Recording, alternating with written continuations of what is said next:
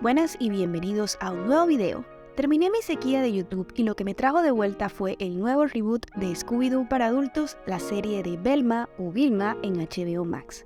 Y lo bien que le ha ido, súper bien recibida. Esta serie parece haber sido hecha para personas como yo, fans de la animación para adultos y amantes de Scooby-Doo, especialmente de Vilma, de quien me disfracé no una, sino 2 veces en Halloween. Sin embargo, antes de ver el programa, escuché muchas críticas negativas con argumentos sólidos sobre lo horrible que es. Por lo tanto, decidí esperar a que se emitiera completa para dar mi opinión punto por punto. Así que hoy les compartiré mis opiniones no pedidas sobre Vilma.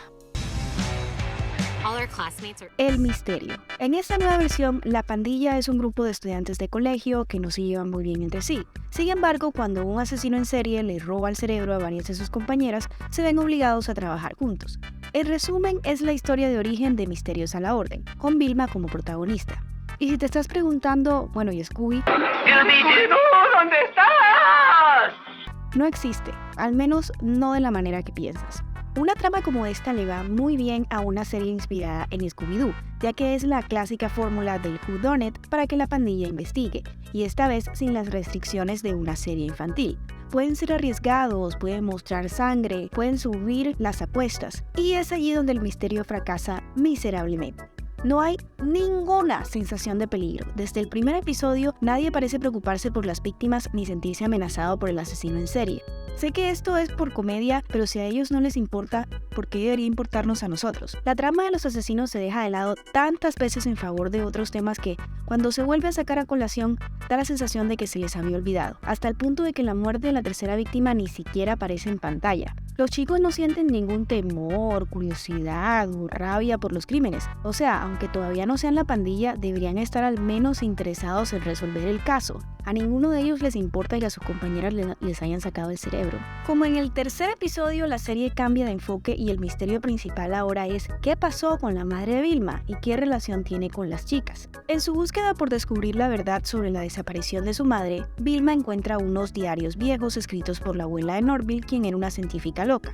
En ellos detalla un experimento secreto del gobierno para crear espías perfectos a través del intercambio de cerebros humanos.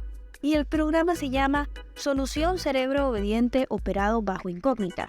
Scooby. Quizás el creador pensó que nos importaría más este misterio porque es más personal para Vilma y que el público generaría más simpatía por sus problemas con su madre. Sin embargo, Vilma es tan exasperante que no me importa si la atropella un carro y se muere. Este cambio tampoco funciona para los demás personajes, ya que ninguno de ellos tiene sus propios objetivos con respecto al misterio.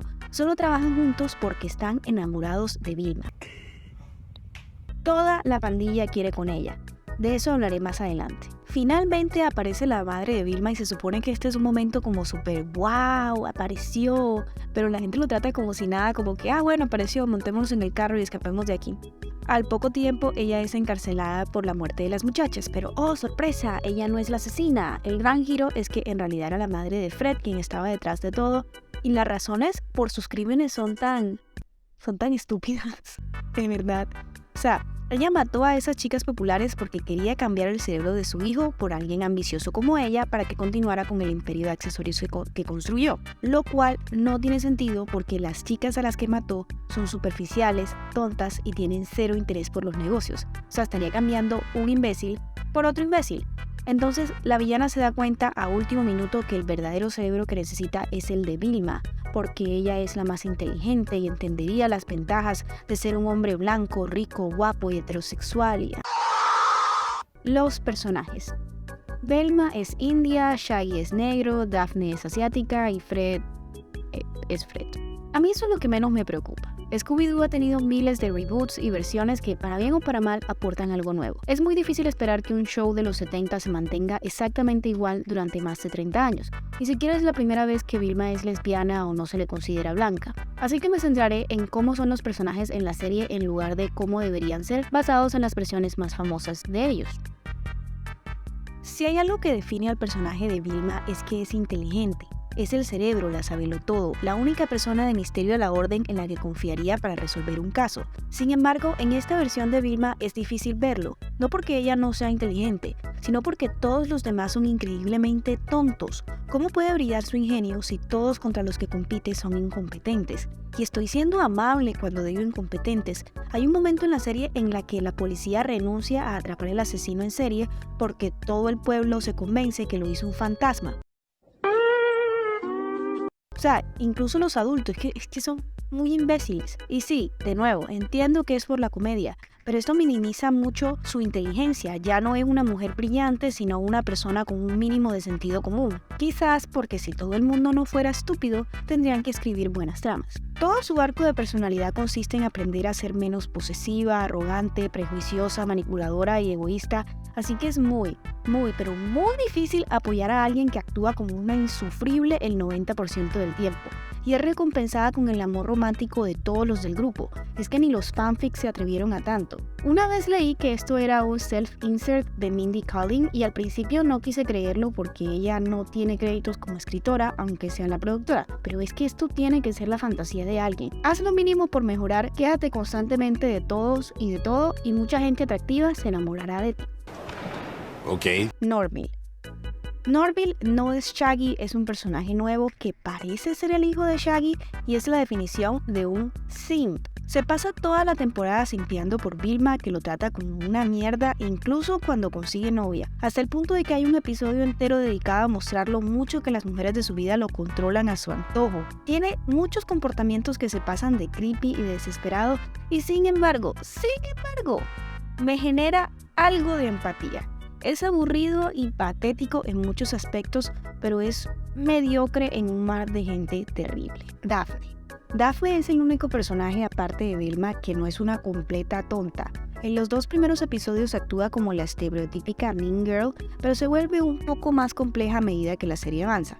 Me gusta su amor por el peligro y su búsqueda de sus padres biológicos, lo que le genera ansiedad por el abandono. Es una de las poquitas cosas buenas de la serie. Sin embargo, la subtrama de sus padres es tan random que no vale la pena ni explicarla. Se les da demasiado tiempo y espacio para resolverla y al final resulta ser una historia que no está muy relacionada con el misterio principal. Otra cosa inconsistente es su atracción por Vilma. La relación se supone que es un enemies to lovers, pero en el segundo episodio se besan sin ningún desarrollo previo. Un momento están, te odio, y en el otro momento es, ven, bésame. No hay tensión, las cosas simplemente suceden. Daphne termina siendo una #girlboss obsesionada con el estatus, que está súper sexualizada a pesar de ser menor de edad, y ahora viene con una novia quejona, Fred.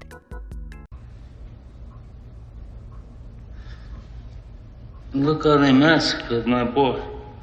Lo siento, fans de Fred, odiarán esta serie aún más. Fred es un adolescente malcriado y egocéntrico que no puede hacer nada por sí mismo, ni cortar su propia carne. Y el chiste es que tiene un nepe pequeño, lo cual me parece hipócrita en una serie que critica el body shaming. Fred es simplemente una caricatura de un hombre blanco privilegiado, un vehículo usado para que los creadores ridiculicen sus privilegios sin profundizar en ningún tema. Solo se mencionan y ya. Hay mucha malicia, mucho odio contra el personaje de Fred. En un episodio, Fred lee un libro sobre el feminismo y comienza a sentir atracción por las mujeres por su inteligencia. Y por supuesto se enamora de Vilma. Oh Lord, again. Sin embargo, este cambio no lo hace una mejor persona ni más interesante. Simplemente lo convierte en otro tema de broma en el que él es un falso aliado que no entiende a las mujeres. Esta es mi mayor molestia con todos los personajes. Mencionan problemáticas sociales, pero no hacen nada sobre ellos. Señalar cliché no hace que tu serie sea menos cliché. Sí, ya entendimos. Para mí lo peor de la serie no es ni el mal misterio, los personajes molestos o la animación acartonada, es el diálogo. Los diálogos se agrupan en 3 categorías: exposición de nivel de niño de 4 años, menciones de problemáticas sociales sin contexto o humor meta.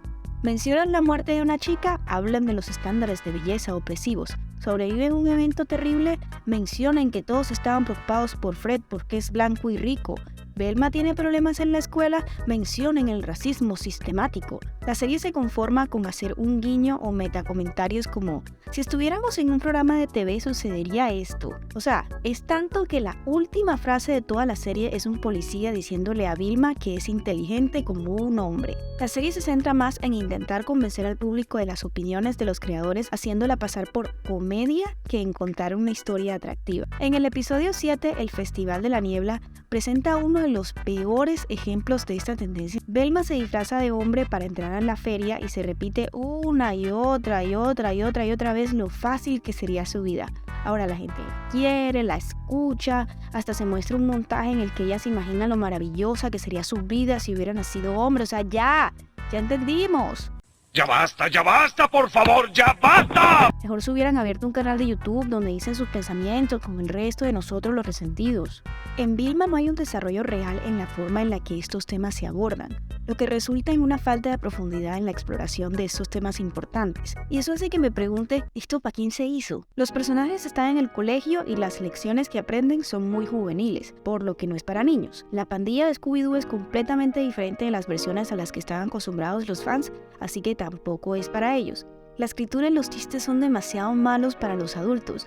Entonces, ¿para quién es? ¿Por qué tomaron una propiedad amada por tanta gente y la convirtieron en algo que nadie quiere ver? Sinceramente, creo que el equipo detrás de Vilma quería contar una historia original y se hizo con los derechos de Scooby-Doo para atraer más gente, sin entender en absoluto lo que hacía especiales a estos personajes en primer lugar. Scooby-Doo trata de un grupo de amigos de diferentes grupos sociales a los que les apasiona resolver misterios con su mascota. Si quisiera ver una serie sobre un grupo de gente horrible en situaciones extrañas, vería Always Sunny en Philadelphia o South Park, pero no Scooby-Doo. Al intentar hacerlo adulto, acabaron desfigurando lo que eran. Muchos de estos programas para adultos maduros suelen presentar a los personajes como crueles por el mero hecho de serlos, como si los adultos no pudiéramos empatizar con gente que es amable con los demás. Confunden ser adultos con chistes de sangre, sexo, drogas y alcohol, y no con contar historias que resuenen con su público al hablar de temas complejos de forma inteligente. Bluey está haciendo un mejor trabajo y es literal para niños de primaria,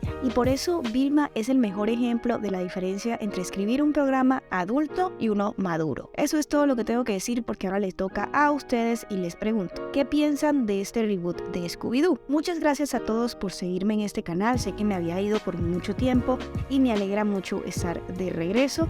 Síganme si les gustó este video, no olviden de darle like, compartirlo. Aquí les dejo mis redes sociales y Alu les dice bye.